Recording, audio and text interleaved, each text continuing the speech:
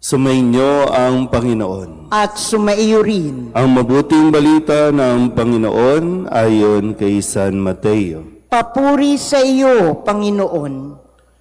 Noong panahong iyon, lumapit kay Jesus ang mga alagad ni Juan Bautista at ang wika, "Malimit kaming mag-ayuno, gayon din ang mga Pariseyo. Bakit po hindi nag-aayuno ang inyong mga alagad?" Sumagot siya, "Maaari bang magdalamhati ang mga panauhin sa kasalan habang kasama nila ang lalaking ikinasal? Kapag wala na siya, saka pa lamang sila mag-aayuno." Ang mabuting balita ng Panginoon. Pinupuri ka namin, Panginoong Hesukristo. Isang magandang umaga po sa inyong lahat. Magandang maga po.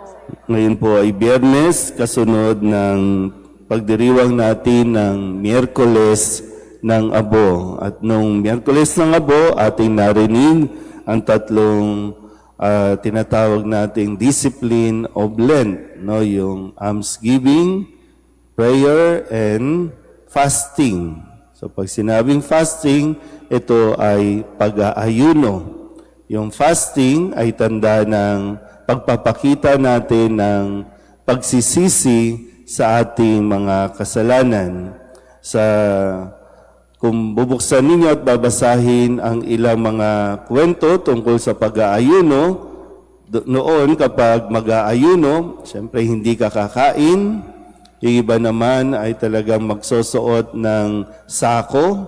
Yung iba ay magpapagulong-gulong sa abo o sa lupa bilang pagpapakita ng kanilang tunay na pagsisisi sa kanilang mga kasalanan.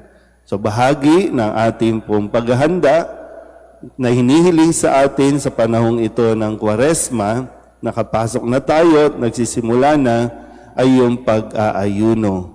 Bagamat hindi nililimita sa pagkain lamang ang pag-aayuno, pero kailangan mas maintindihan natin na ang pag-aayunong ating gagawin, ito dapat ay magbunga ng isang mas magandang ugali, mas magandang pakikipagkapwa sa tao.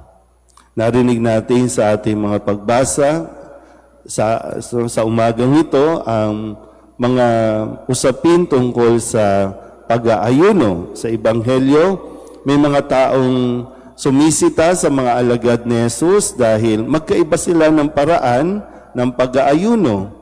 At para bang minsan gusto nating igiin kung paano tayo mag-ayuno, dapat ganun din kayo mag-ayuno. Kapag hindi ninyo ginawa, para bang kasalanan, malaking kasalanan ito sa inyo. Kaya pinapaalala sa atin na seryosohin natin yung gawaing ito. Hindi ito kompetisyon, hindi ito pagalingan, hindi ito paramihan. Kung gusto mo mag-ayuno, mag-ayuno ka. Pero hindi mainam, sabi nga po no, sa unang pagbasa, hindi mainam na habang nag-aayuno ka, patuloy ka pa rin namang nang-aapi, nanlalamang ng kapwa. Habang nag-aayuno ka, hindi ka pa rin naman tumitigil sa pagnanakaw o pangungupit. Habang nag-aayuno ka, lahat ng tao, ginajudge mo, o kung sino mang makita mo, ginajudge mo. Hindi mainam ang ganong pag-uugali. Gaya na nasabi ko, dapat nagbubunga ng isang mas magandang ugali ang ating pag-aayuno. Sana po, subukan din natin, i-challenge natin ang ating mga sarili. Paano nga ba tayo mag-aayuno sa panahong ito? Ilan lang sa mga suggestions, bukod sa pagbabawas ng pagkain, ang panawagan nga ng ating mga obispo, nailabas na si BCP pastoral letter, mag-ayuno din tayo sa paggamit ng internet, mag-ayuno din tayo sa social media, yung digital fasting na tinatawag.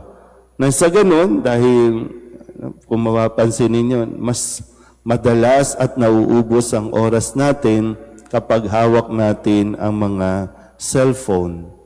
Na maging sa tradisyon natin bilang isang pamilya, habang kumakain, naka-cellphone. Habang kausap ang mga kaibigan, naka-cellphone. Minsan yung, napapansin niyo ba minsan, pag hindi kayo magkasama, text kayo ng text, message kayo ng message. Pero pag magkakasama, hindi kayo nag-uusap, kasi iba na naman ang inyong ka-text, iba na naman ang inyong kausap. Pansin niyo ba? So, kailangan talaga, kaya nga ang pag-aayuno ay isang disiplina. So, dinidisiplina natin at ibinabalik natin ulit yung tayo ang may control sa paggamit ng social media, sa paggamit ng internet, sa paggamit ng mga gadget na ibinibigay at nabahagi naman talaga ng biyaya ng Diyos. Pero dito, pwede rin nating kung masyado kang madaldal, pwede kang mag-ayuno sa pagsasalita, sa pagdadaldal, na minsan yung lumalabas sa ating bibig, hindi na rin maganda. Kung nakasanayan mo na ang magmura, araw-araw, oras-oras, o bawat salita may mura, pwede kang mag-fasting sa pagmumura. Maraming paraan, pero tiyakin lang natin na ang pag-aayuno natin ay hindi magiging pakitang tao lang. Hindi na kinakailangan ipangalandakan, hindi rin kinakailangan i-post sa social media kung ano ang ating ginagawang pag-aayuno. Dahil gaya nga ng sinabi, ang Diyos na nakakaalam, ang nakakakita ng ating ginagawa, ang siyang gaganti sa atin. So ang pag-aayunong hindi nagdadala sa isang mas magandang pakikipagkapwa, baliwala ito para sa Diyos. Amen.